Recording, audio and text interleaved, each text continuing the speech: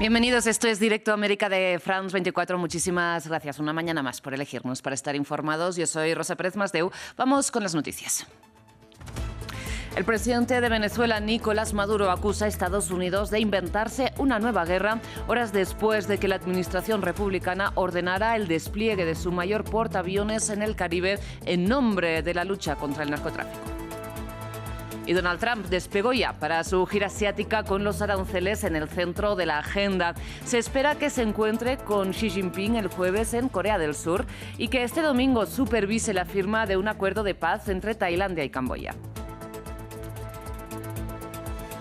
Ya son 14 días desde que entró en vigor el cese el fuego en la Franja de Gaza.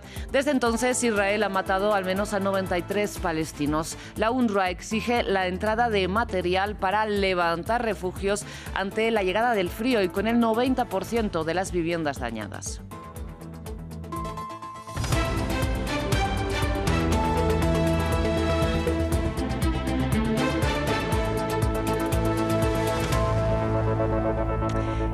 Iniciamos una vez más las noticias con la mirada puesta en el Caribe, donde, como saben, este viernes el secretario de Guerra de Estados Unidos, Pete Hegseth, ordenó trasladar el mayor portaaviones de la Marina estadounidense y del mundo. Hablamos del USS Gerald Ford. De este modo, Estados Unidos amplía su presencia militar frente a las aguas venezolanas, donde, recordemos, ya ha instalado en varios buques de guerra, aviones de combate y miles de tropas. El presidente de Venezuela, Nicolás Maduro, acusa a Washington de estarse inventando textualmente una nueva guerra en nombre del narcotráfico. A continuación repasamos lo acontecido en las últimas horas en esta escalada.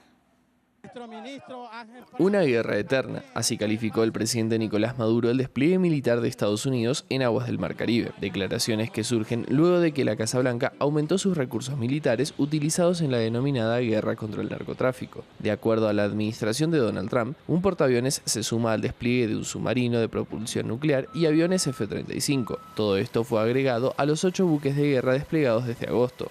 Y el pueblo de los Estados Unidos lo sabe. Se están inventando una nueva guerra eterna. Prometieron que más nunca se metían en una guerra. Y se están inventando una guerra que nosotros vamos a evitar. ¿Con qué? Con la movilización de los pueblos de América del Sur. Porque América del Sur y el Caribe todo dice no a la guerra, sí a la paz, sí a la prosperidad, sí a la armonía y a la convivencia. El viernes, la Secretaría de Defensa estadounidense informó que atacó otro presunto barco cargado con drogas, ataque que habría matado a 6 personas calificadas por Estados Unidos como narcoterroristas. Desde que comenzaron estos ataques, más de 30 personas murieron en aguas del Caribe, en tipos de lanchas y un semisumergible. Le digo al pueblo de los Estados Unidos, es vulgar, extravagante, mentiroso, falso, negador de la realidad, el relato que hacen sobre Venezuela, sobre la revolución bolivariana y sobre el presidente obrero, el presidente de a pie, el presidente de los barrios, Nicolás Maduro Moros. La cadena de noticias CNN citó fuentes de la Casa Blanca e informó en las últimas horas que estaría preparando ataques terrestres a Venezuela, que estarían dirigidos a instalaciones que producen cocaína y en las rutas que son utilizadas por organizaciones ligadas al narcotráfico. Bien, en este mismo contexto, el Departamento del Tesoro estadounidense ha incluido al presidente colombiano, a Gustavo Petro, en la llamada lista Clinton de personas a las que Washington vincula con el narcotráfico. Sin embargo, Petro aseguró que no se va a arrodillar ante actitudes que calificó como textualmente propias de la mafia colombiana que duerme en Miami. Además, defendió que su gobierno es el que más ha luchado contra el narcotráfico y, de hecho, enmarcó esta medida en su saga de confrontaciones con la administración Trump. Lo repasamos a continuación con Ramiro Cueva Verena. Las tensiones entre los presidentes de Colombia y Estados Unidos sumaron un nuevo capítulo. Este viernes, Gustavo Petro y uno de sus hijos y su esposa fueron incluidos por Washington en la lista de la Oficina de Control de Activos Extranjeros, conocida coloquialmente como la lista Clinton, la cual incluye entidades y personas vinculadas a dinero proveniente del narcotráfico. El presidente Petro ha permitido el florecimiento de los carteles de la droga y se ha negado a detener esa actividad. Hoy el presidente Trump está tomando medidas enérgicas para proteger nuestra nación y dejar claro que no toleraremos el tráfico de drogas en nuestro país. El movimiento de la administración de Donald Trump profundiza aún más los resquemores bilaterales, los cuales iniciaron tras el regreso de Trump a la Casa Blanca. El 26 de enero, en medio de la campaña de deportación de migrantes irregulares de Estados Unidos, Colombia se rehusó a recibir 2 vuelos alegando que a los deportados se les había vulnerado su dignidad y los trataban como delincuentes. Esta actitud de Bogotá provocó una reacción de la Casa Blanca, presión a través de aranceles. El país norteamericano también interpuso prohibiciones de viajes y sanciones para los funcionarios del gobierno colombiano, una disputa que se resolvió horas después. Los enfrentamientos dialécticos se repitieron desde agosto, cuando Estados Unidos incursionó en el Mar Caribe, frente a las costas de Venezuela. Los ataques contra presuntas lanchas narcotraficantes fueron cuestionados por Petro. Matar con un fusil 3 pasajeros de una lancha desarmada y no blindada es un asesinato. Desproporcionado. Y el gobierno de los Estados Unidos está asesinando gente latinoamericana en su propia tierra. Tras décadas de colaboración binacional contra el narcotráfico, la administración Trump desertificó de forma condicionada a Colombia en su lucha antidrogas. La Casa Blanca consideró que el país no cumplió con sus obligaciones durante el último año, al argumentar que en territorio colombiano los cultivos de coca y la producción de cocaína habían aumentado a niveles récord. Estados Unidos decidió retirarle la visa al presidente colombiano. Desde aquí, desde Nueva York, le pido a todos los soldados del ejército de los Estados Unidos no apuntar contra la humanidad sus fusiles. Estas palabras de Gustavo Petro en las calles de Nueva York, en el marco de la Asamblea de las Naciones Unidas, fue interpretado por el Departamento de Estado como una acción imprudente e incendiaria. El 19 de octubre, Trump calificó a su par colombiano como un líder del narcotráfico y dijo que Colombia es una máquina de fabricar drogas. La puja entre Estados Unidos y Colombia continúa subiendo el tono, con un final incierto. Cambiamos de información, pero seguimos con otras noticias de Estados Unidos, porque los alcaldes de las localidades de San Francisco celebraron, eso sí con prudencia, que el presidente Donald Trump suspendiera un operativo con tropas militares en la región para apoyar una vez más al ICE, disuadiendo las manifestaciones contra las redadas migratorias. La administración republicana desistió de momento de enviar oficiales federales después de concluir que la situación mejora paulatinamente. Ramiro Cuellar Verena nos amplía. Tensa calma en el área de la Bahía de San Francisco, luego de que el gobierno de Estados Unidos anunció que no enviará un despliegue de oficiales federales a la región. Los alcaldes advirtieron que esto no significa que la administración republicana vaya a desistir de su idea más adelante. En primer lugar, no lo considero una victoria para toda el área de la bahía, ya que debemos mantenernos alerta y conocemos esta administración. Hablé con nuestra sheriff Sánchez, quien confirmó a través de sus conversaciones con el ICE que las operaciones de la patrulla fronteriza que había sido atacadas y ejecutadas se han reducido. Y esto incluye a la región, no solo San Francisco. Sabemos que ICE le pidió a la sheriff que enviara agentes para ayudar con el perímetro y la seguridad, y ella se negó, y estamos agradecidos por ello. Pese al anuncio del gobierno, manifestantes se movilizaron frente al Tribunal de Inmigración, en el centro de San Francisco.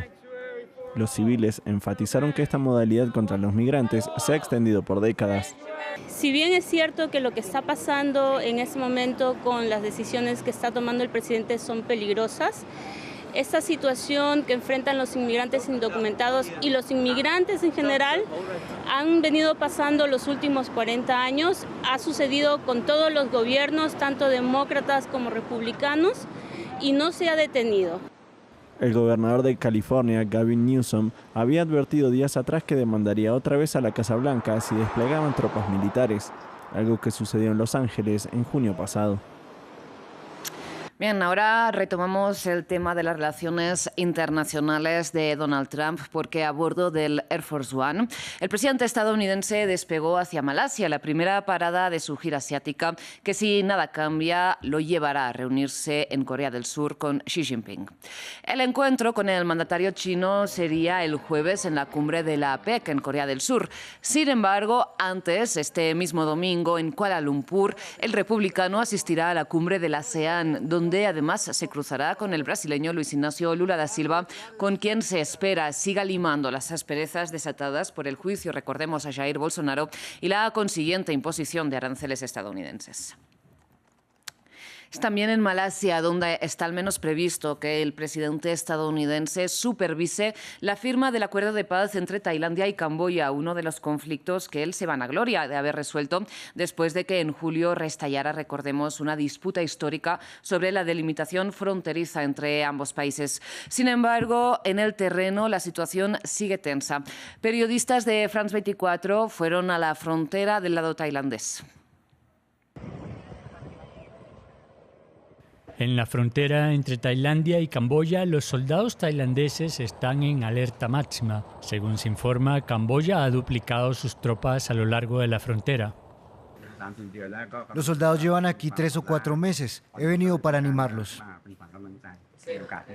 ¿Tiene algún mensaje para Donald Trump?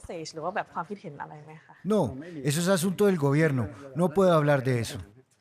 Una sonrisa que apenas oculta la tensión. El alto al fuego del 28 de julio se ha violado en varias ocasiones, con disparos o incursiones denunciados por ambas partes.